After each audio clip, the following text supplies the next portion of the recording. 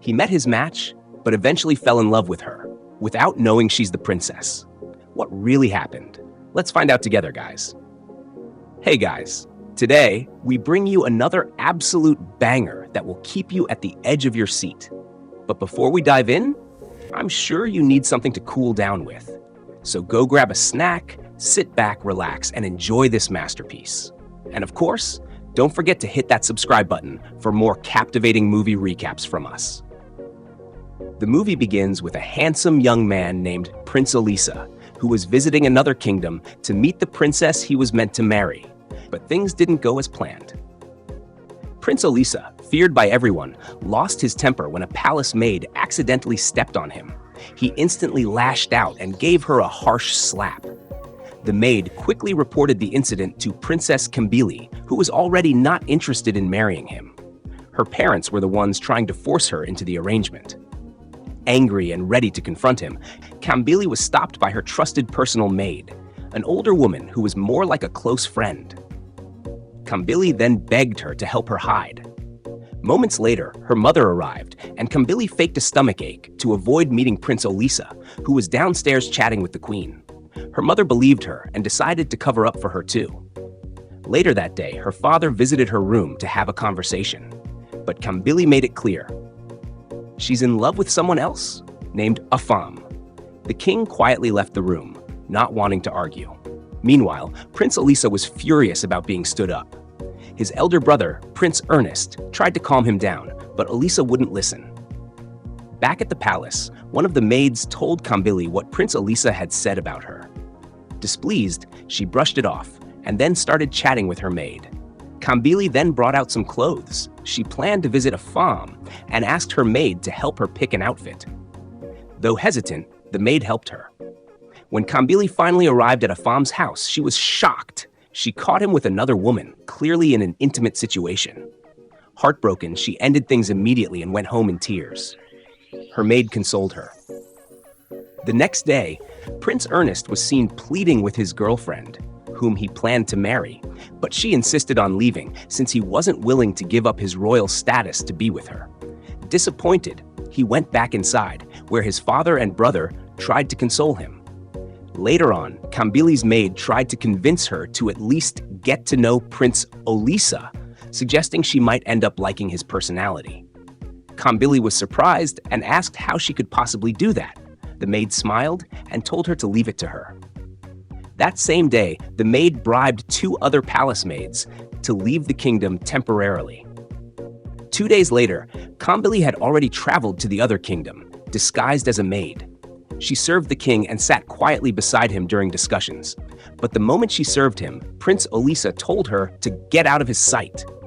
Later that day, a maid served Elisa water in a different cup, which angered him. Though she explained why, he spilled the water all over her in rage. When Kambili heard about it, she was furious. Despite warnings, she stormed in to give Prince Elisa a piece of her mind. At first, he let her talk, but after hearing her words, he stood up and slapped her. But Kambili didn't back down. She slapped him right back. Shocked and enraged, he screamed at her and fired her on the spot. But when the king and Prince Ernest heard the commotion, Kambili got on her knees, pretending to be sorry. No one believed Elisa's side of the story, and the king asked her to leave. Back with the other maids, they expressed concern about Kambili's actions and warned her to be careful. Prince Ernest then walked in, asking to speak with her. They had a deep chat, and Ernest, impressed by her smartness and confidence, believed she was just the princess's maid, as Kambili claimed. That same day, Ernest returned to talk to his brother. He tried to make him see sense about Kambili, but Elisa refused to even hear her name. The next day at the palace, the king, his chiefs, and the princes were holding a meeting. Kambili stood nearby with a tray of water.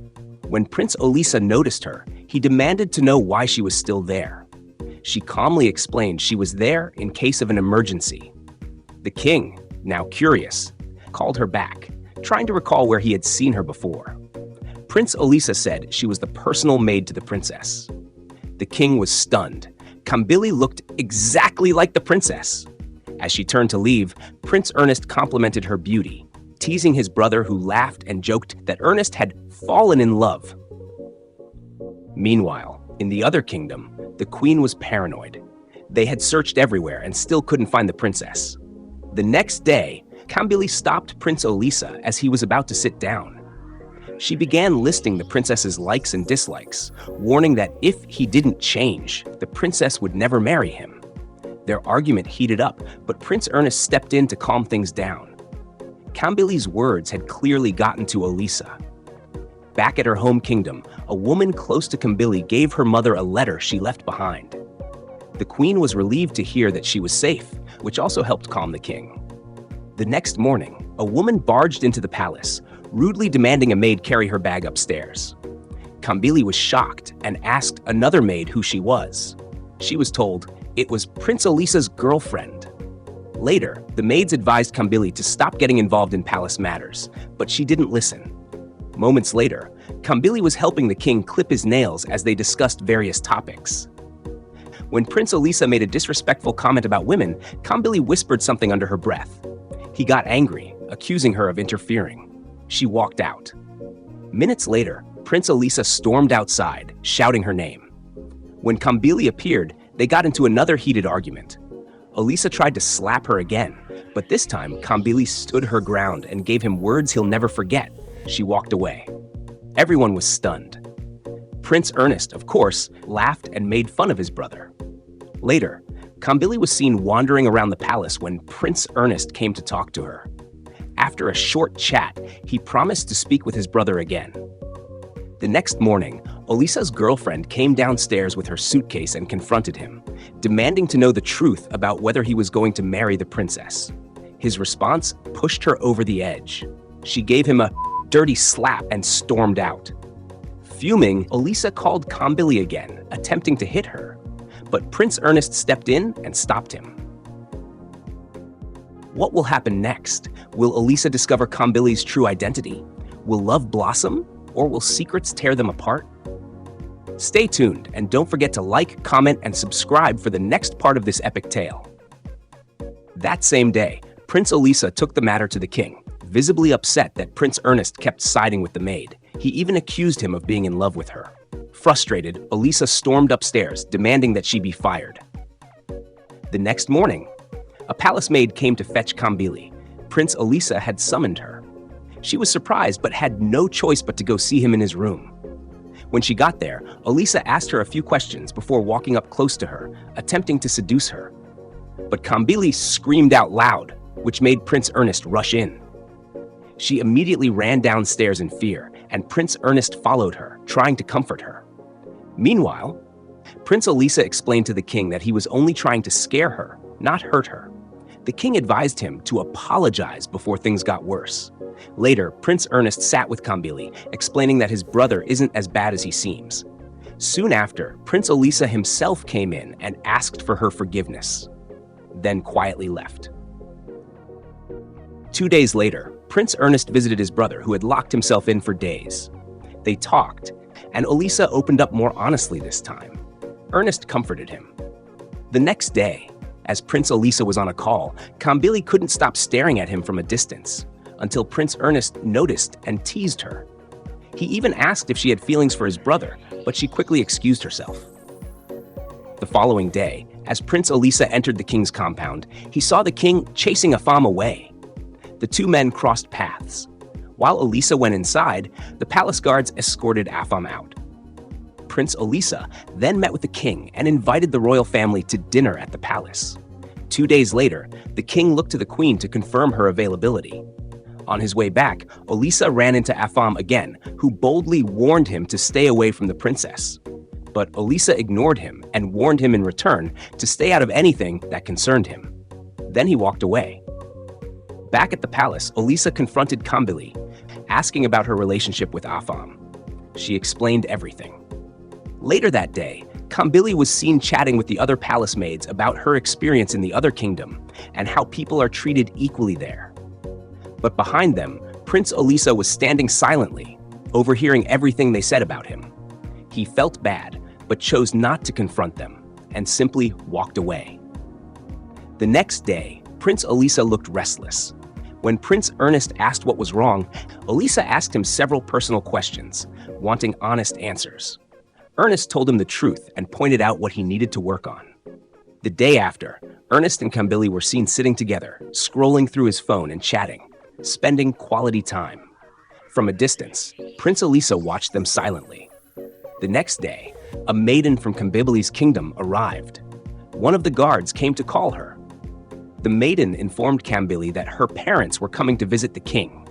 Alarmed, Kambili quickly pretended it was an emergency and begged them to inform Prince Ernest before she left. Inside the palace, both kings were excited to meet each other. The queen asked about Kambili, and a maid informed her that she had left for a family emergency. Kambili returned to her kingdom and had a heartfelt chat with her personal maid. She opened up about her experiences and admitted she preferred Prince Ernest over Prince Elisa. A few hours later, Prince Elisa sat in the palace, restless and worried about Kambili's whereabouts. Just then, she returned. He showed genuine concern, which surprised her. 2 days later, Kambili was sitting quietly reading when Prince Elisa approached her, wanting to have a conversation, mainly to learn more about the princess. They spoke for a few minutes before she politely excused herself. That same day, while Kambili was cleaning, Prince Elisa stood in a corner, watching her dance and smiling to himself. The next morning, Prince Elisa was dreaming. He was with Kambili and nearly kissed her, but a loud knock on the door woke him. It was one of the guards calling him for breakfast. He woke up, realizing it was just a dream. As he came downstairs, he kept stealing glances at Kambili. When she turned, he quickly looked away. Prince Ernest noticed and came over to have a word with him. Later, Prince Elisa went to the king and requested to cancel the engagement with the princess, confessing that he had fallen in love with Kambili. The king sternly warned him never to say such a thing again. That same day, Elisa shared his feelings with Ernest, suggesting that he marry the princess instead, but Ernest didn't agree. Back in his chambers, Elisa called for Kambili and professed his love for her. Soon after, a heated argument broke out between the two princes, and they took it to the king. As Prince Elisa was walking outside, he overheard some palace maids and guards gossiping, accusing Kambili of having affairs with multiple men in the palace. Shocked and furious, he confronted them. He immediately summoned Kambili and demanded an explanation. Caught off guard, she tried to defend herself, insisting they were lying. But neither Prince Elisa nor Prince Ernest believed her. She was devastated. Heartbroken, Kambili returned to her father's kingdom. Her maid did her best to comfort her. Meanwhile, Prince Elisa, drunk and furious, stumbled to his room, declaring to his father that he would marry no one. The next day, Prince Ernest sat quietly in the palace. Elisa joined him and shared his thoughts, saying he no longer believed in love and was now ready to marry the princess. Just then, one of the palace maids arrived and confessed the truth. Kambili was innocent. They had lied about her. Prince Elisa was shattered. He stood there in silence, speechless, and walked upstairs. That same day, Prince Ernest went to speak with the king about Kambili. He offered to marry the princess himself, just so his brother could be happy. But the king refused. Just then, Prince Elisa came out, determined to go look for Kambili, but Ernest stopped him and told him he would marry the princess so Elisa could be with Kambili. Elisa hugged his brother in gratitude and joy. The next morning, both kings and the princes gathered at the palace to finalize the new arrangement. Prince Elisa boldly announced that he no longer wished to marry the princess, but Kambili instead. One of the maids overheard the conversation and rushed to inform the princess. Moments later, the queen summoned her presence. Not long after, she came down the stairs, and everyone was stunned. They finally realized the truth. She was Kambili, the real princess. With joy and blessings, both Princess Kambili and Prince Elisa were united, and the whole palace celebrated their love. Thanks for watching. Don't forget to hit that subscribe button and stay tuned for more captivating movie recaps from us. See you in the next one. Bye.